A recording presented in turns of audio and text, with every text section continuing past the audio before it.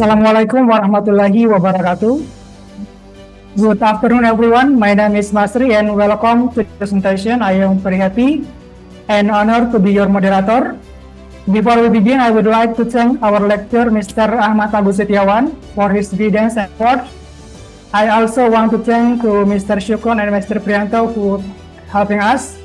And of course, thank you to all my classmates, both in the class, in Zoom meeting, for joining this session. The presenters today are Mr. Miharza Irfandi and Mr. Suryandi Pardana. And topic today is about redefining energy future, a leap-based strategy for West Nusa Tenggara's renewable transformation. This topic is very important in the world effort to use clean and renewable energy. I hope everyone can listen carefully. And now to make this use of our time, I would like to invite the presenter to start their presentation and share the result of their discussion. The time is... Okay, thank you Mr. Masri. Good afternoon everyone. Assalamualaikum warahmatullahi wabarakatuh. Thanks for patience to see our presentation. So our presentation is about redefining energy future, a leap-based strategy for West Nusa Tenggara renewable transformation. For today outline, the first we will talk about introduction about the West Nusa Tenggara, and then we talk about scenario, and then we study about energy demand supply model, energy supply optimizing impact strategy for achievement automation, and conclusion. So the first one, introduction. All of us is now West Nusa Tenggara, especially Lombok Island. I think everyone in this room is know the Lombok Island, because Lombok Island is one of the most beautiful island in the world, I think. So the provincial location of Nusa Tenggara is strategically positioned in Central Indonesia archipelago. Nusa Tenggara is bridging Java and Eastern Indonesia. The province comprises two major islands, Lombok and Sumbawa, along with numerous smaller islands. Total area of the West Nusa Tenggara province is around 20,000 kilometers square, and population is around 5.3 million. And then, because the geographic significant location in West Nusa Tenggara position offer unique opportunity for renewable energy and development, particularly solar and wind resources. And then, like I said before, in Nusa Tenggara there is two islands but one energy future. The first one is Lombok Island, is the provincial capital in Mataram. In Lombok is higher population density, and then has a major tourism hub and growing electricity demand because the higher population density. In another side is the Sumbawa Island. Sumbawa Island is larger land mass, mainly an agriculture economy, but lower population density, and has a significant renewable potential in Sumbawa Island. Okay, let's talk about the potential of renewable energy resource that in West Nusa Tenggara. Based on the ICLEA, Local Government for Sustainability 2022, based on 100% renewable energy roadmap for city and region, in West Nusa Tenggara, many potential renewable energy. For this case study, our group is highlight for the solar energy can install and rooftop solar energy that can install in West Nusa Tenggara province. Next, let's talk about the scenario. Objective for this case study is, the first one is identify the optimal strategies, determine the most effective renewable energy transition, but considering technical and environmental factor. And next, we need to find the balanced multiple objective. Optimize system while maximizing renewable energy penetration and minimizing carbon emission. And the last one is to develop implementation roadmap credible recommendation for grid transformation aligned with national energy policy and sustainability goals. And for the limitation of this case, the first one is electricity sector focus. Analysis exclude transportation, heating, or industrial process energy. In this study, we focus remain on electrical grid transformation only.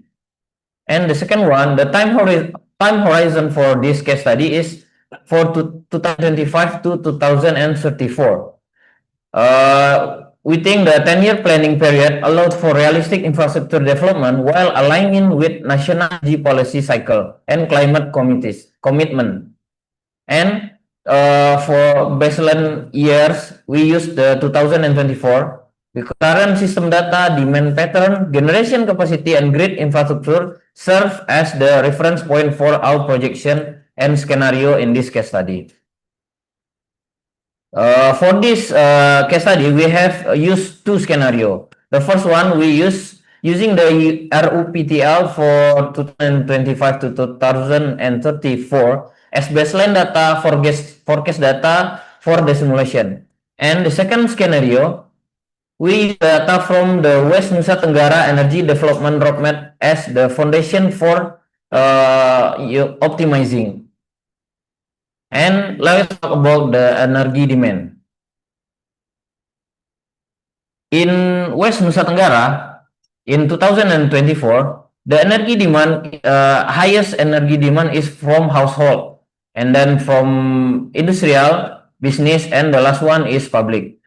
Based on the RUP forecast in 2023, it's similar with 2024.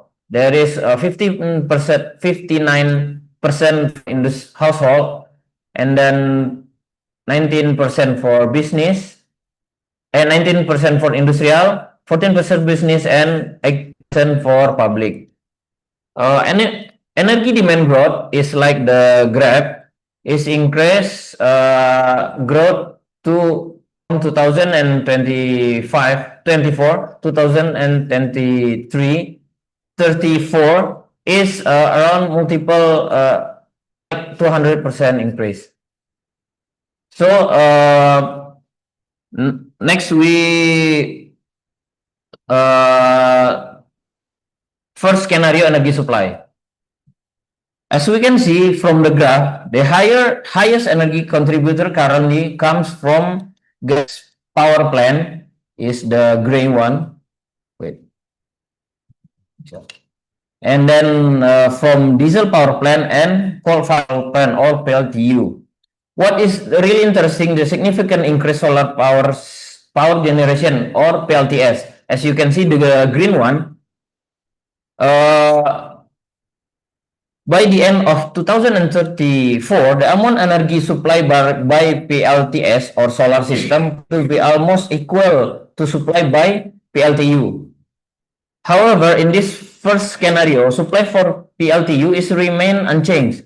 The additional from the solar system power plant only mean to accommodate the growing energy demand, not to the existing PLTU supply. So, in essence, in the RUPTL scenario is designed to maintain current PLTU level, not meaning to build new one or none are reduce the PLTU either. And now in the second scenario, energy supply based on the West Nusa Tenggara roadmap, we simulate the complete phase out the PLTD in 2034. Like as you can see, the orange one is PLTD. In 2034 is go to the level 0. We pass out the PLTD and we decrease the PLTU or coal to the 80% in reduction. So to compensate the reduced fossil energy, we replace the supply entirely with solar power system or PLTS. This transition makes sense considering the high solar energy potential in West Nusa Tenggara region, and it's also supported by data from the West Nusa Tenggara Energy Roadmap. Next, we like to highlight energy supply from these three main power source. As you can see, like I said before, we set the PLTU is reduced to 80%. So in 2034, it's only 20% remain. And PLTD is zero. Balance with the increasing the PLTS or solar panel system. And then we optimizing the impact. First off, the reducing emission. In first scenario, as we can see, from the emission is from three main power plant, PLTG, PLTU, and PLTD. As you can see, there is no significant decreasing of emission of CO2. And then we compare with the second scenario, because we increase the PLTU and PLTD, the emission from the PLTU is highly decreased, and PLTD is zero in 2034. So the overall optimization is we can result 28.31% reduction in CO2 emission, decreasing from 7,205.6 metric ton CO2 to only 5,165.5 metric tons of CO2. Next, after conducting the simulation using LEAP application, we formulated several strategies that could support the achievement of desired optimization result. This recommendation strategy will present by Mr. Miharza. Maybe a little background information for this forum. Miharza is originally from the West Nusa Tenggara. Or we can see he is Akamsi from Nusa Tenggara, which also become one of the reason we choose this project topic. His personal motivation is joining this project to provide meaningful recommendation for West Nusa Tenggara provincial government. So, Mr. Miharza, it's yours. Okay, thank you, Mr. Suryandi. I will continue this presentation. Regarding strategies to achieve renewable energy optimization, as we had simulated in scenario 2, we proposed two main strategies to achieve renewable energy transition, namely household energy efficiency and green building implementation. Next, 4K efficiency action. Number one, energy efficient appliances replace outdated devices with LED lighting, inverter, AC use, and efficient appliances that deliver equal or better performance while consuming significantly less energy.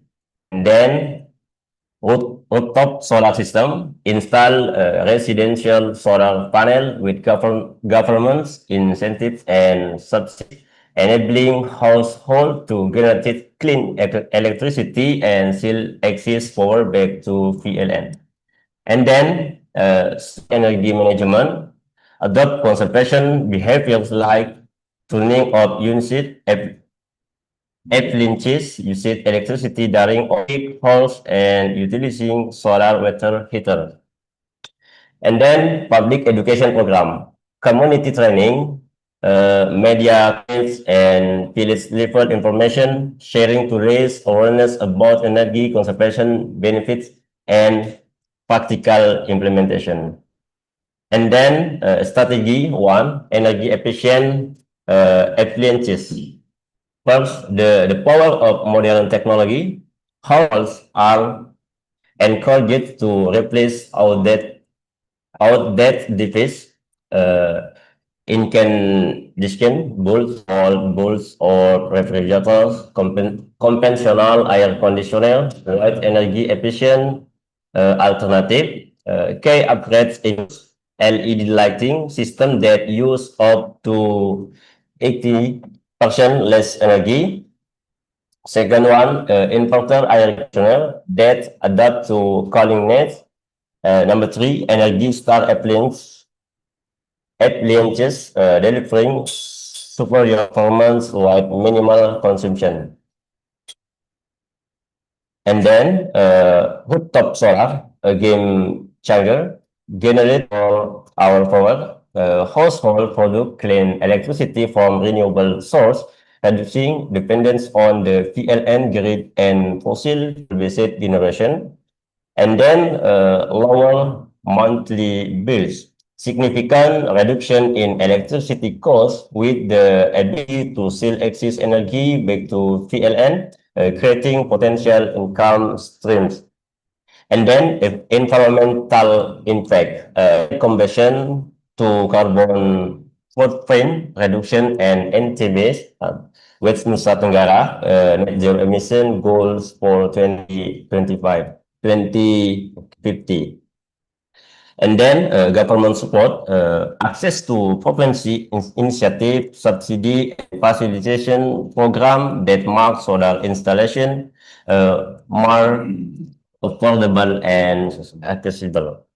Next, strategy 3, smart energy management, consumption habits, simple behavior can yield substantial energy savings. First, turn off electrical devices when not in use. Next, shift energy-intensive activities to off-peak hours. Optimize air conditioning and lighting use, fatigue mindful resource consumption. And then efficient water heating, transitioning to solar water heater or high efficiency electric model reduces energy consumption for hot weather needs. One of the largest household energy trends. Energy efficient cooking, efficient further contribute to power consumption reduction. And then strategy 4, public education and awareness. First, community outreach, educational program engage NTB community through media campaigns, training session, and information disseminated through village and district government. And then awareness building, public education initiatives raise consciousness about energy conservation benefits and provide practical guidance on efficient and consumption reduction techniques. And then grassroots and engagement, working directly with local community ensures that energy efficiency knowledge reach every household, creating lasting behavioral change. Next, expected household sector impact, and then reduced energy consumption. More efficient household, decrease overall energy demand, potential for achieving the 100% renewable energy target by 2050, and reducing staying one on the province grid. And then lower energy costs.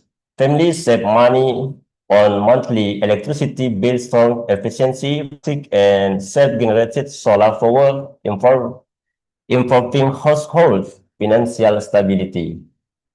And then carbon emission reduction. Renewable energy from rooftop solar combined with efficiency measure significantly cuts carbon emission, reaching net zero emission objectives. And then green building implementation, 5 green building principles. And then energy efficient design, passive design strategies, natural ventilation, daily heating, thermal insulation, and efficient building material. And then renewable energy integration, rooftop solar installation for residential and commercial building to minimize grid dependence. And then water management system, rainwater harvesting and wastewater treatment to reduce water consumption and operational costs. And then green certificate, GBCI and LEED standard with fiscal incentives inducing tax reduction and renewable energy subsidies. And then smart monitoring technology, BEIM, and automated system for real-time energy and water use, tracking with analytical insight. And then aspect one, energy efficient design, passive design principle. Green buildings optimize energy use for passive design strategy that reduce energy needs naturally. First, natural ventilation system that minimize conditioning requirement. Number two, natural lighting maximization to reduce artificial lighting needs. Number three, thermal insulation that maintains comfortable temperature with minimal energy input. Number four, efficient building material that reduce heating and cooling demands. This design, okay, and aspect two, renewable energy integration, rooftop solar installation, building install PLTS atap system to reduce dependence on conventional PLN energy and lower electricity cost storage on site renewable generation. And then commercial scale system, large commercial buildings are expected to use solar energy as their primary power source with capacity calculation ensuring sufficient coverage of energy needs. Next, system certification, and then soil management, rainwater, harvesting, and wastewater treatment system, reduce water consumption from limited source will lowering national cost.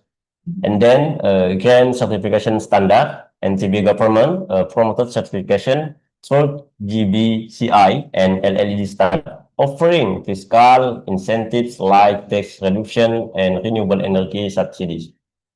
And then advanced monitoring, information modeling, or BIM, and automated monitoring system track energy and water consumption, providing analytics for continuous improvement. Okay, and then beyond environmental responsibility. First, reduced energy consumption, energy efficient design, and technology significantly decrease consumption in building and infrastructure sector. And then lows carbon emission. Renewable energy use like PLTS dramatically reduce carbon footprint. And then operational cost savings. Green buildings deliver long-term financial benefits from reduced energy and operational expense. And then certification and incentives. As we can see from this framework, this green building implemented in NTB follows clear and well-structured process. It starts with the building assessment, where each building is evaluated against recognized standards such as GBCI only to measure its energy efficiency and environmental performance.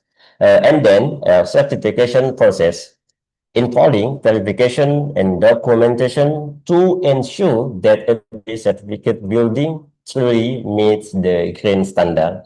And then the third stage is the most encouraging in leadership. The NTB government provides real fiscal support such as tax reductions and renewable energy subsidies for property owner WHO achieve high sustainability performance, this step creates strong motivation for further participation.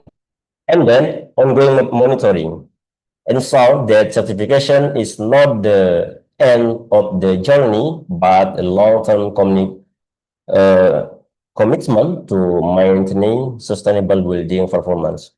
In conclusion, this initiative reflects genuine effort to build area sustainability ecosystem, combining clear standard, government incentives, and a continuous commitment to our carbon development.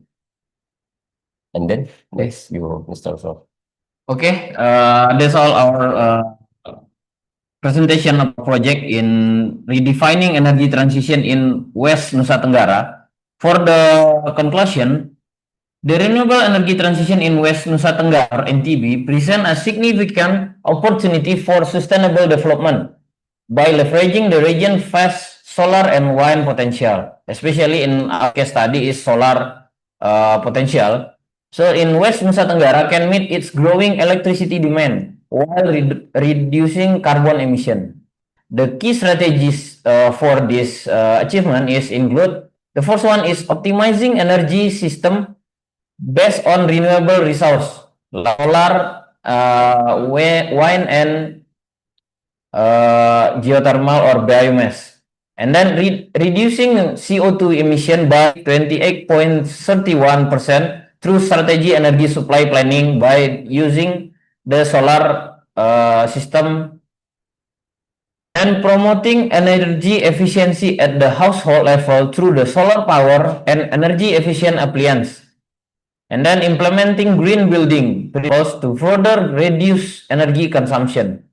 With government incentive and public awareness program, West Nusa Tenggara can achieve sustainable energy efficient future, moving toward to net zero emission target by 2050. Okay, I will go to the moderator. Okay, that was the presentation from group 2. I think the explanation was clear and informative. Now we will continue with the question and answer session. We are opening just 2 questions. I invite to the other group to ask question or give a comment about the presentation. And please feel free to participate and kindly mention your name and your group, please. Okay, maybe any question in Zoom meeting? My name is Taufik, and I'm coming from group 6. So, when we talk about transitioning to renewable energy, we are sure that one of the most immediate ways we can make an impact at the household level is through simple yet effective solutions.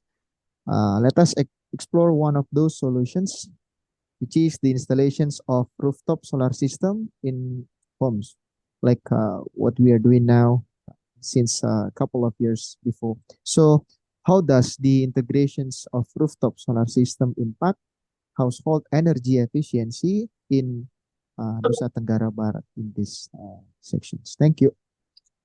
Okay. Okay, thank you for the question.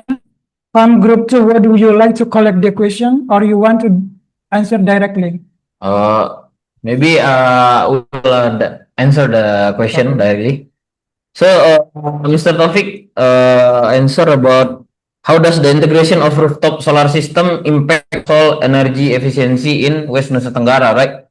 So, like we said before, the integration of rooftop solar system into household in West Nusa Tenggara can have profound impact in both energy efficiency and financial saving.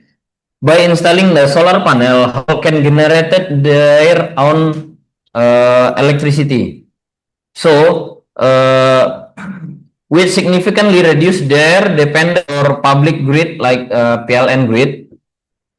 And this not only lower electricity cost, but also help to alleviate strain on the local and infrastructure.